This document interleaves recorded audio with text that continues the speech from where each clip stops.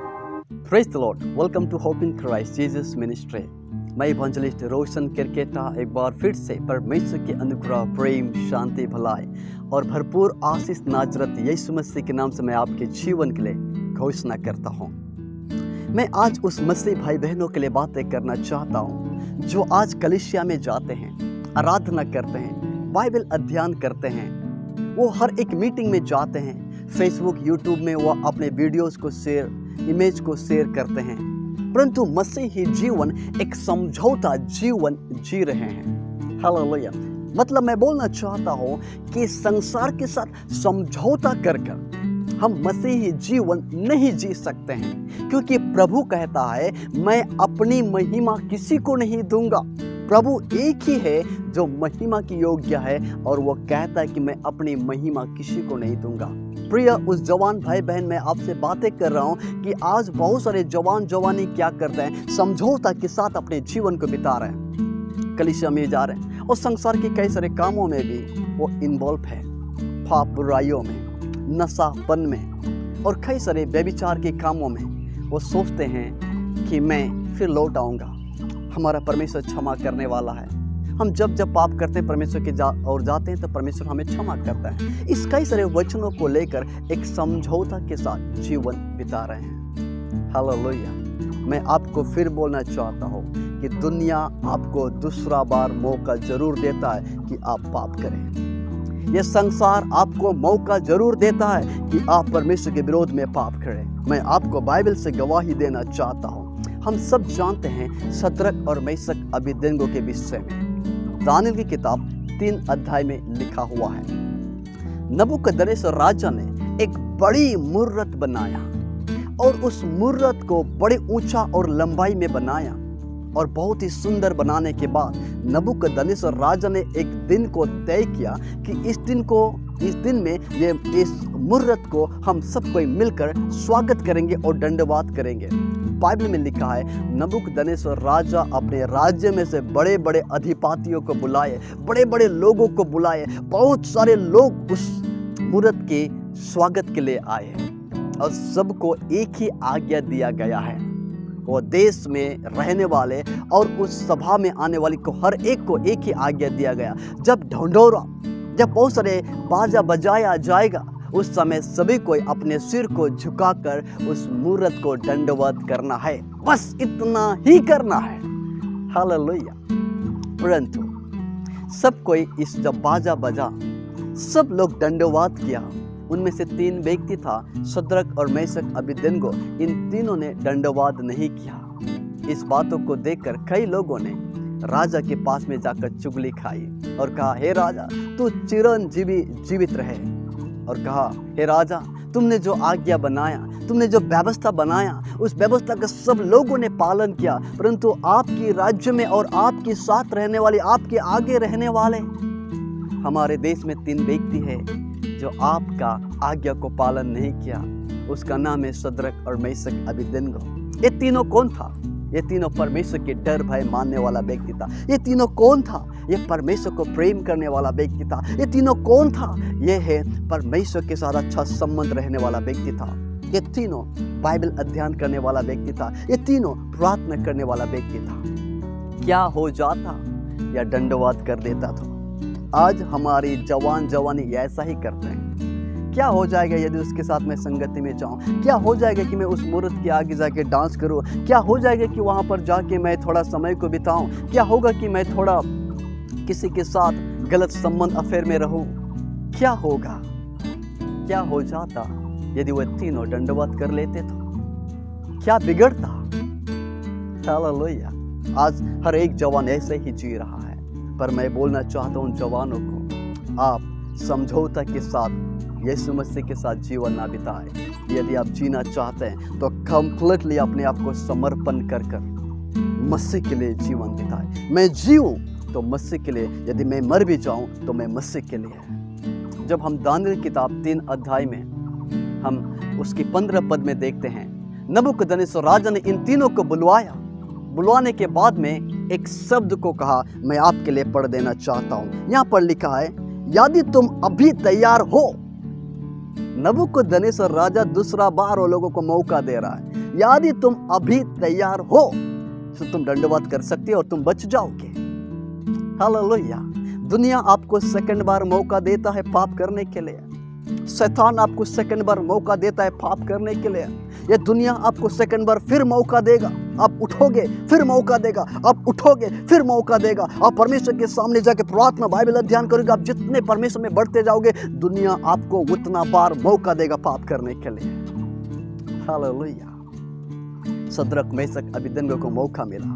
प्रिय, आज आपको भी मौका मिलता है, आपको भी मौका मिलता है कि आप पाप करें, आपको भी मौका मिलता है कि आप परमेश्वर के विरोध में पाप करें। उस मौका को आप इग्नोर करें, उस मौका को आप डैम केयर करें और मसीह यीशु में बढ़ते जाए, उसको जवाब दे उस मौका को। सद्रक और मेशक अबेदनगो ने क्या कहा है? उन्होंने कहा, मेरा परमेश्वर जिसको हम विश्वास करते हैं वो हमें तुम्हारे हाथों से बचाने की शक्ति रखता है।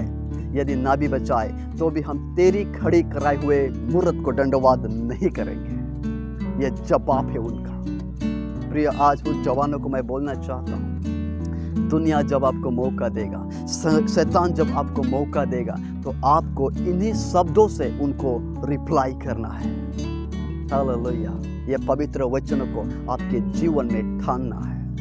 वचन क्या कहते हैं? जब हम इब्रानी की किताब उसके 10 अध्याय का हम 26 पद में पढ़ते, क्या लिखा है? क्योंकि सच्चाई की पहचान प्राप्त करने के बाद यदि हम जानबूझकर पाप करते रहे, सच्चाई की पहचान मसीह यीशु को जानने के बाद, उसके क्रूसिफाइड को जानने के बाद, उसको विश्वास करने से मेरे पाप क्षमा हो गया, इसको विश्वास और जानने के बाद भी यदि मैं पाप करता रहूं, तो बाइबल में लिखा है तो पाप के लिए फिर कोई बलिदान बाकी नहीं है। हालेलुया। आपके लिए कोई बलिदान नहीं, आपके लिए फॉरगिवनेस है पर बलिदान नहीं है।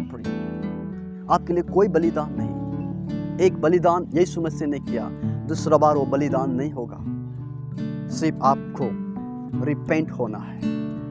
अब ये मत सोचिए दुनिया हमको मौका देगा तो प्रभु भी हमको मौका देगा। यस, दुनिया यदि 2 बार मौका दे तो प्रभु आपको 1000 बार मौका देगा लौट कर आने के लिए। पर एक बात मैं आपको स्ट्रिक्टली बोलना चाहता हूँ, परमेश्वर आपकी पापों को क्षमा करने में नहीं भूलता, तो आपकी पापों को बदला लेने भी नहीं भूलता है।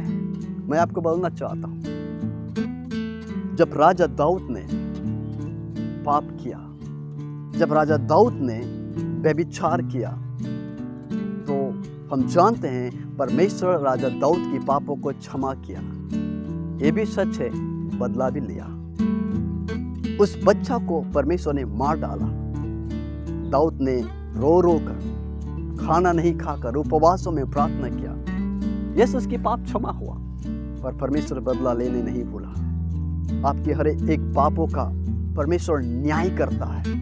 आपकी संसार में रहते ही न्याय करता है। जब आप उसके विरोध में पाप करते हैं तो परमेश्वर आपको दया के साथ न्याय करता है, पर वो करता है। हालेलुया। परमेश्वर संसार आपको मौका देता है तो परमेश्वर भी आपको 1000 बार मौका देता है। This is the time to repent. Bible अध्ययन करना है जवान भाई बहन। अपने दिमाग में, अपने दिल में वचन भरना है, और हर एक रात और दिन। बाइबल में एक जगह ऐसा लिखा है, यहोशू की किताब उसकी 1 अध्याय की 8 पद में क्या लिखा है, मैं आपके लिए पढ़ूंगा। व्यवस्था की यह पुस्तक तेरे चित्त से कभी ना उतरने पाए। यह वचन परमेश्वर ने यहोशू को कहा है। और क्या कहा? इसी में दिन रात ध्यान दिए रहना। मतलब दिन में भी और रात में भी वचन में अटके हुए रहना। आप समझौता के जीवन तब जिएंगे जब आपको वचन ही याद नहीं है, पर जब आपको वचन याद है, आप उसको प्रेम करते हो वचन से, तो आप समझौता के जीवन नहीं जिएंगे। हालेलुया। बाइबल में लिखा है दिन और रात में उस वचन को याद करना है, मेडिटेशन करना है। मेरे भाई और बहन, विशेष करके भाइयों को बोलना चाहता हूं, यदि रात के समय में आपके बिछौना में कोई वस्त्रहीन सुंदर लड़की भी आ जाए, तो निर्गमन की किताब में 10 आज्ञा में यह भी लिखा है, तू व्यभिचार ना करना। यदि सुंदर लड़की वस्त्रहीन के साथ आपकी बेड में आ जाए रात में अकेले में, बाइबल में क्या लिखा है? रात में भी ये वचन तेरे चित्त से कभी ना उतरने पाए। क्या लिखा है? व्यभिचार ना करना। ये मंदिर क्या है? ये शरीर एक मंदिर है परमेश्वर का, इसको तुम व्यभिचार के घर ना बनाना, उसका भी न्याय करेगा परमेश्वर। हालेलुया। आप समझौता के साथ जीवन ना बिताए। दुनिया आपको मौका देगा पाप करने के लिए, संसार आपको मौका देगा पाप करने के लिए। परमेश्वर आपको मौका देता है 1000 बार आप रिपेंट होने के लिए, पर आपको दुनिया को जवाब देना है।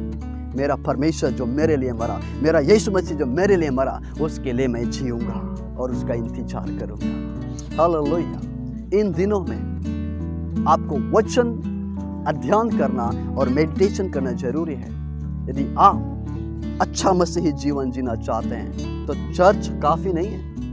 आप अच्छा मसीही जीवन जीते तो अच्छा गाना गाते वो काफी नहीं है। अच्छा मसीही जीवन जीना चाहते हैं तो आप बहुत सारे कॉन्फ्रेंस में, बहुत सारे मीटिंग में जाते, ये काफी नहीं है। काफी एक बात में हो सकता है, आपको अपने आप को बाइबल अध्ययन करना है, प्रार्थना करना है। यदि आपको बचा सकता है ये दुनिया से, इस संसार की परीक्षाओं से बचा सकता है और आप अपने आप को भी बचा सकते हैं, तो वो है बाइबल अध्ययन और प्रार्थना।